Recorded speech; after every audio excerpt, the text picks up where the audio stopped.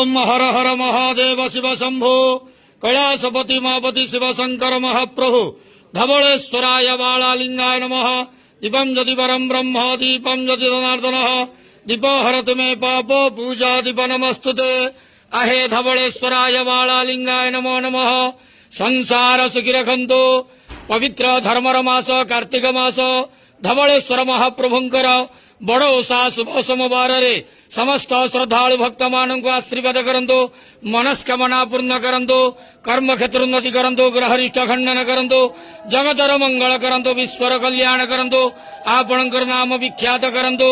सेवकर डाक श्रवण करंतु। समस्त गुआवसा भक्त मानकर मनस्कामना पूर्ण करंतु। जो जो भक्त माने आपणक पाखरे मानसिक रखिछंती तांका मानसिक पूर्ण करंतु। आज धवलेश्वरंकर बड़ ओषा समस्त व्रतधारी मानकर मनस्कामना पूर्ण करंतु।